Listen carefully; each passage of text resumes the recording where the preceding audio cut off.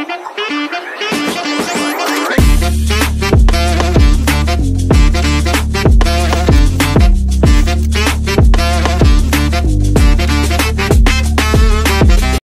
Guys, কেমন আছো তোমরা সবাই? আশা করি তোমরা অনেক বেশি ভালো আছো, আর আমিও অনেক বেশি ভালো আছি। আর আমি আজকে মুখটা এর জন্যই দেখাচ্ছি কারণ এতটা গরম, তাই আমি আজকে মুখে না ক্রিম দিয়েছি না সানস্ক্রিন। আর আমি জানো তো সানস্ক্রিন একদমই দেই না, মানে সকালবেলাও দেই না, কারণ আমি জানি না সানস্ক্রিন দিলে এখন আমার র্যাশ বেরিয়ে যায়। আমার এমন না যে বা স্যুট হয় না, স্যুট হয়, কিন্তু এত গরম পড়েছে না, মানে আমার সহ্যই হচ্ছে না কিছু। এই জন্য আমি খালি বরফ দিয়ে মুখটা ভালো করে ধুয়ে আসছি, বা জল দিয়ে, ঠান্ডা জল দিয়ে। তো এখন আমি বরফ দিয়ে আগে ভালো করে বরফটা ঘষে তারপর হচ্ছে নর্মাল জল দিয়ে আমি ভালো করে মুখটা ধুয়ে আর একটুখানি লিপস্টিক দিয়ে যাচ্ছি। আর এখানে হ্যাপিকে বিস্কুট খাইয়ে দিলাম, কারণ হ্যাপি যদি আমাকে দেখে আমি যাচ্ছি বাইরে কোথাও তাহলে প্রচণ্ড কান্দেও, আর আমার সেটা না একদমই ভালো লাগে না, আমার মনটা সত্যি কথা বলতে খুব খারাপ হয়ে যায়। তো এই জন্য বিস্কুট খাইয়ে দরজাটা বন্ধ করে আমি ওই দরজা দিয়ে বেরোচ্ছি এর জন্য। তারপর হাঁটতে হাঁটতে চলে গেলাম মেমদের বাড়িতে, কারণ মেম আমাকে অনেকবার ফোন করছিল তাড়াতাড়ি আয় তাড়াতাড়ি আয়, টোটো চলে আসছে। এসে দেখি যে টোটো তো আসেইনি, ও এখানে রেডি হচ্ছে। তো যাই হোক, ওখানে না হলে আমি 10 থেকে 15 মিনিট ওর জন্য ওয়েট করলাম, এখানে একটু গল্প টল্প করে তারপরে মেম বেরোলো, এখানে টোটোও চলে আসছে। তারপর আমি আর মেম টোটো করে যাচ্ছি, কিন্তু জানো তো অন্য সময় টোটোতে উঠলে পরে রাতের বেলা একটু হাওয়া হাওয়া লাগে, কারণ টোটোতে উঠতে আমার খুবই ভালো লাগে, আর রাতের বেলা করে যেতে তো আরো বেশি ভালো লাগে। কিন্তু আজকে এতটা গরম, মানে টোটোতেও বসে থাকতে পারছিলাম না। আর আমি খুব দরকার না হলে তো আমি এখন সকালবেলা তো ঘরের থেকে বেরোই না, আর রাতের বেলা করেও বেরোই না, কারণ ফ্যানের নিচ ছাড়া এক ফোঁটাও কোথাও বেরোনো যায় না, এতটা গরম পড়ছে। মানে ভালোই লাগছে না, কবে যে এই গরমটা যাবে। পূজা তো প্রায় সামনেই চলে আসলো। আর আমরা কোথায় যাচ্ছি বলছি, আমরা যাচ্ছি হচ্ছে চুল কাটতে অ্যাপিয়ারেন্সে। প্রথমে ভাবছিলাম আমরা লোটাসে যাব, তারপর ভাবলাম যে না থাক, অ্যাপিয়ারেন্সে যাই, কারণ আমরা না প্রত্যেকবার অ্যাপিয়ারেন্স থেকেই চুলটা কাটি। তো এখানে আমরা যাচ্ছি। আর জানো তো কয়েকদিন আগে আমার সাথে একটা ঘটনা ঘটছে, ভাবলাম যে তোমাদের সাথে সেটা শেয়ার করি। এই 2-3 দিন আগের কথা। তো আমি মেমদের বাড়িতে এসেছি হ্যাপি ঘরে, আর হ্যাপিকে আমরা একদমই বেঁধে রাখি না। যখন বাড়িতে লোক আসে বা কাজ করে বা কোনো সময় ওকে যদি বাইরে বের করি, তখনই আমরা মানে বেল্ট পরে তারপরেই নিয়ে যাই। অন্য সময় কিন্তু ও সব সময় ছাড়াই থাকে ঘরে।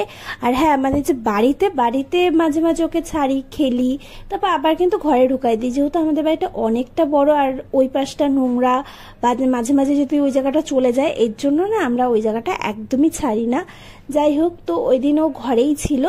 আর কয়েকদিন আগের আমি ব্লগে দেখিয়েছি একটা কুকুর ছিল, ওই কুকুরটা অসুস্থ, ওকে মানে অনেকে সহ্য করতে পারে না, বিস্কুট টিস্কুট কিচ্ছু দেয় না। তো আমি প্রত্যেকদিন না হলেও একদিন পর পর ওকে বিস্কুট দিই, বা রুটি হলে পরে রুটি যেগুলো হয় সেগুলো আমি ওকে খেতে দিই। আর হ্যাপি না এটা সহ্য করতে পারে না, আর হ্যাপি কোনো কুকুরকেই দেখতে পারে না, আমি জানি না কেন। যখনই কোনো কুকুরকে দেখে যে আমার কাছে আসছে, তো ও প্রচণ্ড চিৎকার করে, হাওয়া করে, কাঁদতে থাকে, মানে কি বলবো, কিছু বলারই নেই। তো তারপরে ওই কুকুরটাকে আমি ওই দিনও খাবার দিয়েছি, আর হ্যাপি ওটা দেখছে।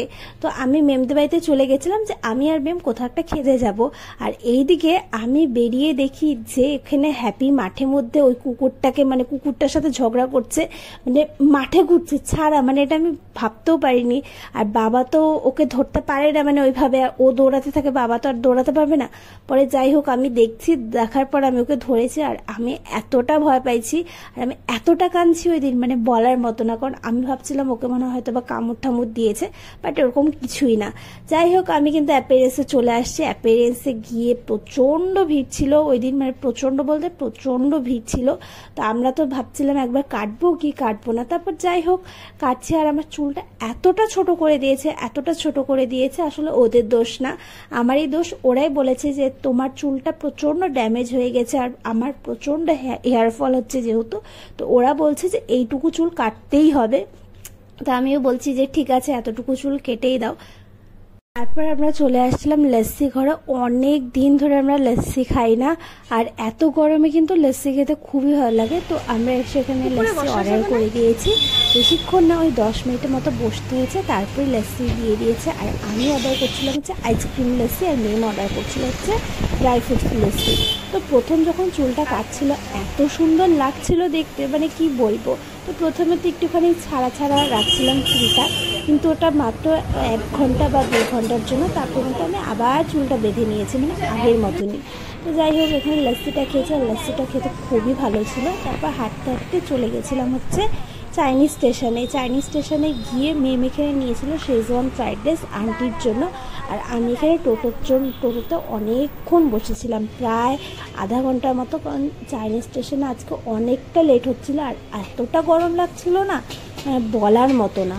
তারপর যাওয়ার সময় ভাবলাম যে পেটুক বাবাতে একটু মোমো খেয়ে দিই, কারণ পেটুক বাবাতে অনেক দিন হয়ে গেছে আসা হয় না। তারপর এক প্লেট মোমো খেয়ে এখানে স্যুপটা না টোটো করে নিয়ে যাচ্ছিলাম, কারণ স্যুপটা এক চুমুকও খেতে পারি না, কারণ এতটা গরম ছিল আর টোটোর এতটা ঝাঁকাচ্ছিল যে স্যুপটা একবার আমার হাতেই পড়ে গেছিলো, এত গরম স্যুপ। তারপর যাই হোক ফেলে দিয়েছি।